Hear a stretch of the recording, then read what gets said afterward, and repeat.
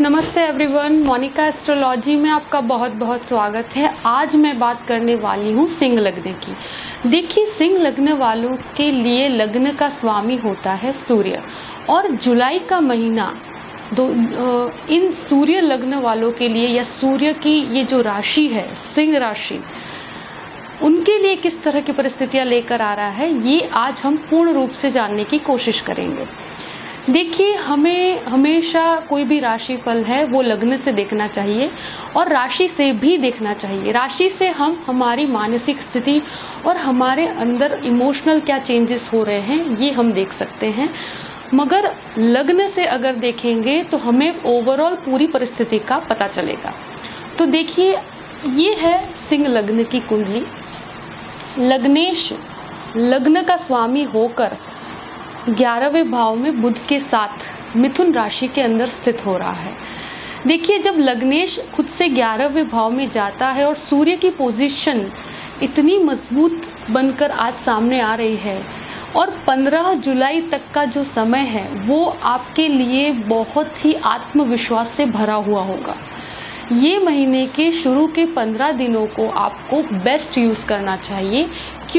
क्योंकि सूर्य खुद से 11वें भाव में लाभ में है और दूसरे भाव के स्वामी के साथ है।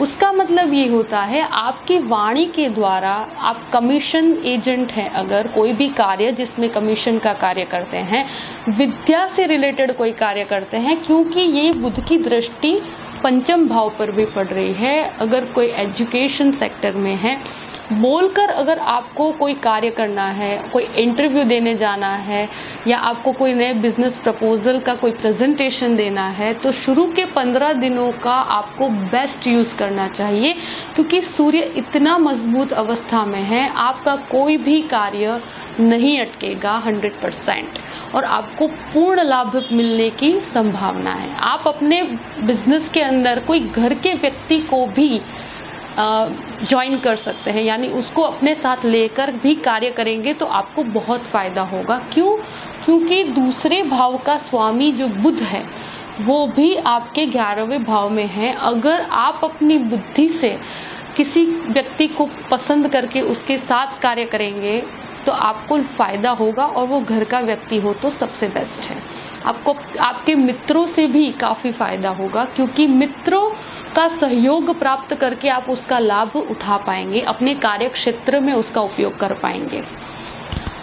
देखिए, तीसरे भाव का स्वामी शुक्र होकर 12वें भाव में जा रहा है, और ये जो शुक्र मंगल की युति 12वें भाव में बन रही है और तीसरे भाव का स्वामी होकर वो 12वें भाव में जाने के कारण, देखिए, भाई बहनों के साथ, छोटे भाई बहनों के साथ आपके संबंध खराब ना हो, उस चीज का आपको ध्यान रखना है। क्योंकि कभी कभी हम वाणी से अपना कार्य बिगाड़ देते हैं, और आपके अंदर की जो आत्मविश्वास है वो जरूरी नहीं कि आपके जितना ही दूसरे के साथ वही एक्सपेक्टेशन रखना कभी कभी गलत होता है, क्योंकि हर व्यक्ति की कार्य करने की क्षमता अलग है, और आपकी क्षमता से उसको मैच करना और उसके अंदर जो कंपैरिजन हो जाता है कभी कभी, उसमें मनमुटाव हो जाते हैं। तो ये मत कीजिएगा। हर व्यक्ति को अपने कार्य को अपने तरीके से करने दीजिएगा, तो कोई भी प्रकार की परिस्थितियां बिगड़ेगी नहीं। इस चीज का आपको बहुत ध्यान रखना है। चतुर्थ भाव में केतु है, तो देखिए, कहीं ना कहीं आप अपने घर के ऊपर ज्यादा ध्यान नहीं दे पाएंगे, और घर में आपको थोड़ा सा डिटैच्ड फील होगा। आप अपने कार्य क्षेत्र पे ज्यादा ध्यान देंगे, और कहीं ना कहीं आप घर से बाहर भी रह सकते हैं। मोस्ट ऑफ द टाइम आप बाहर ही रहेंगे। अगर कोई जैसे एज ज्यादा है आपकी, तो आप मन से डिटैच्ड रहेंगे। कहीं ना कहीं आप कहीं आध्यात्म में अगर उन्नति करना चाहते हैं, तो 15 तारीख के बाद का जो समय है, जब सूर्य 12वें भाव में जाएगा, तो आध्यात्मिक उन्नति के लिए वो बहुत ही श्रेष्ठ है, क्योंकि चतुर्थ भाव में केतु होने के कारण इंसान के मन के अंदर वो जो होता है ज्यादा मोह माया नहीं रहती, वो कहीं ना कहीं डिटैच्ड फील करता है। घर से तो वो डिटैच्ड 100% फील करता है, और उसका मन ईश्वर में ज्यादा लगता है। वो एक कहते हैं ना, मंत्र करना हो, कोई साधना करना हो, या आप कुछ समय ऐसा है कि आप ईश्वर के साथ बिताना चाहते हैं, तो ये समय आपके लिए बहुत ही लाभदायक है, बहुत अच्छा रहेगा। देखिए, 5वें घर का अधिपति गुरु होकर सप्तम भाव में बैठा है, वक्र पोजीशन में है।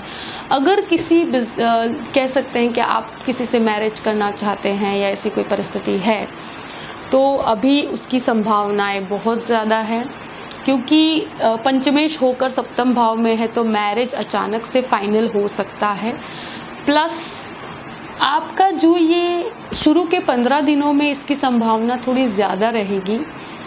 और ये जो गुरु है, कोई ऐसी बात ऐसी जो अटक गई थी पहले और फिर वो बढ़ नहीं पाई आगे, फिर अचानक से ऐसा हो सकता है कि वो बात फिर से शुरू हो जाए और आपका मैरिज अचानक से फाइनल हो जाए उसी व्यक्ति के साथ जिससे आप पहले मिल के आए हैं, या फिर कोई अच्छा प्रपोजल भी आपके सामने आ सकता है। तो ये गुरु पंचम भाव का होकर सप्तम में जाता है, तो लव मैरिज की संभावना थोड़ी ज़्यादा होती है, तो ये भी एक प्लस पॉइंट है।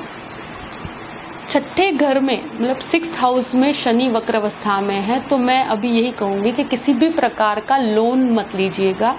हो सके वहाँ तक लोन को अवॉइड किया जाए तो सबसे बेस्ट है। कोई भी शत्रु आप पर हावी नहीं हो पाएगा, क्योंकि शनि खुद के ही स्थान पर वक्री है।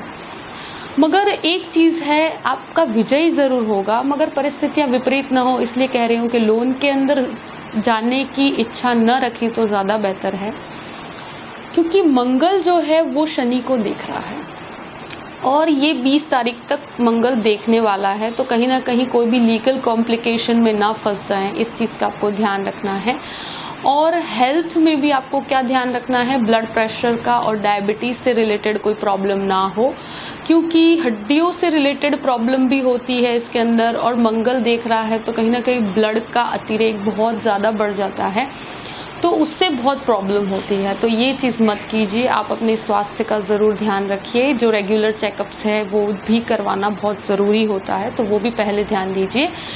और ये जो शनि है वो वक्र अवस्था में है, तो अगर आपको कोई जॉब चेंज करनी हो तो शुरू के 15 दिन जो है वो बेस्ट है आपका, क्योंकि लग्नेश 11वें भाव में है। तो 15 जुलाई तक आपको जो भी कार्य करने हैं कर लीजिए, क्योंकि 15 जुलाई के बाद आपका लग्नेश जो है वो 12वें भाव में चला जाएगा, और उसके कारण क्या होगा कि फिर आपका थोड़ा मुश्किल हो जाएगा, काम सफल होने में बहुत प्रॉब्लम होगी, शायद आपका काम न भी हो पाए। तो मैं यही कहूँगी 15 तारीख तक आपको जो भी कोई भी जॉब के लिए अप्लाई करना है, कोई अच्छा कार्य करना है, कहीं पर भी आपको रिसर्च संबंधी कोई कार्य करना है, आपकी कंपनी से रिलेटेड कोई नया काम शुरू करना है, तो 15 तारीख से पहले कर लीजिएगा।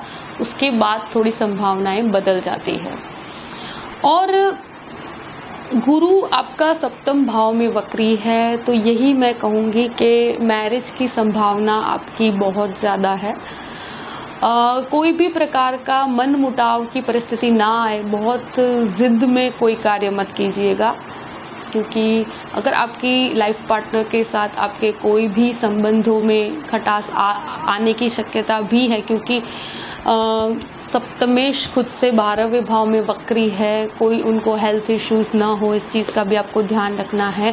सप्तम में गुरु वक्री होता है, कहीं ना कहीं जिद के कारण, ईगो के कारण हमारी लड़ाइयाँ हो जाती है। तो ये मत कीजिए, क्योंकि लाइफ में लाइफ पार्टनर के साथ प्रेम के साथ रहना बहुत ज़रूरी है। कुछ ऐसा है तो थोड़ा सा सोच समझ कर बोलिएगा, और किसी के मन को दुखी न कीजिए। खुद थोड़ा सा कंट्रोल में रहकर कैसे परिस्थितियों को बेहतर बनाया जा सकता है, इस चीज़ का आपको बहुत ध्यान रखना है। देखिए, राहु आपके 10वें भाव में है, तो कहीं ना कहीं आपको बहुत ही फॉर्चुनेट, यूँ परिस्थिति बहुत अच्छी है। अगर आप विदेश के संबंधी कोई कार्य करना चाहते हैं तो बहुत अच्छा है।